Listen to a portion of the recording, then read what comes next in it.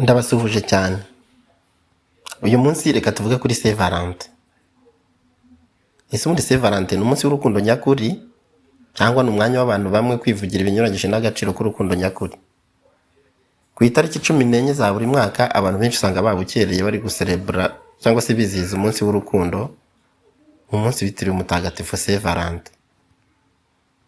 Reka turebe neza amateka n'ukuri kose kuri iyi ngingo. Amateka ya Saint Valentin.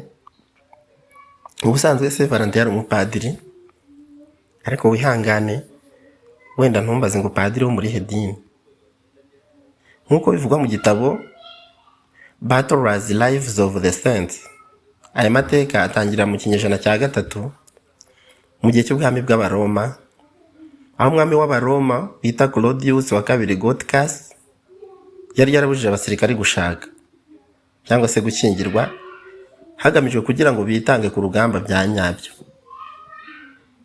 Saint Valentin we yari umupadiri w'inyangamugayo, we yakomeje kujya bashyingira mu ibanga rikomeye cyane, ariko kera kabaye byaje kumenyekana, Saint Valentin arafatwa arakubitwa cyane,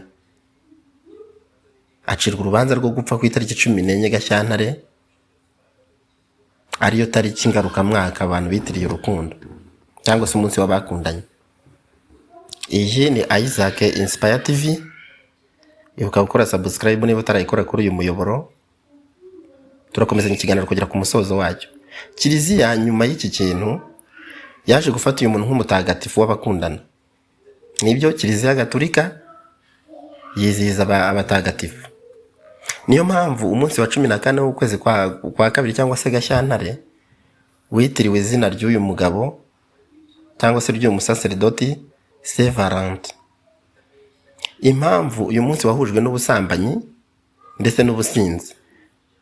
Mu isi ya none abantu benshi bahuzwa n'ibyo bashaka. Hari impamvu zikomeye, wenda ubucuruzi, iminsi mikuru isanzwe, ihinduka amahirwe yo kugurisha indabo, chocolate, impano zitandukanye. Ibi byose byatumye abantu benshi bibanda ku bintu by'umubiri aho kwibanda ku rukundo nyakuri. Imyumvire y'urukundo rwinshi, abantu benshi bibwira ko urukundo ari amarangamutima gusa. Kujya mu busambanyi, gusangira inzoga, nka kwa kundi bavuga ngo n'ubundi abakora bakundana babikurakunda. Ibikorwa by'imyidagaduro y'abantu, zaba sinema, imiziki, imbuga nkoranyambaga, byose byerekana urukundo nk'ibyishimo by'ako kanya, bitari rwa rukundo rufite indangagaciro ziramba.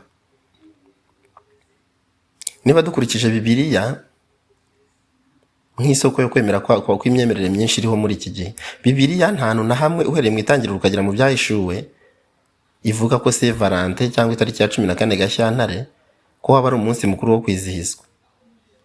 Icy'ingenzi ivuga igaruka ku rukundo rushingiye ku kwiyunga, kubahana ndetse no kwitangira abandi.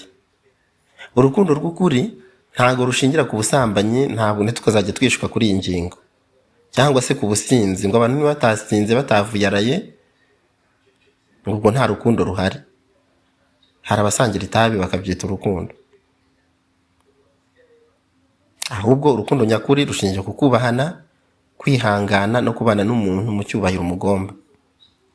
Bityo nubwo abantu bashobora yenda gukoresha uyu munsi uriya wa 14 nyine z'ukwezi kwa kabiri buri mwaka bakawukoresha yenda mu buryo butari bwo, ubutumwa nyakuri ni ukwerekana ko urukundo rw'ukuri ku bantu,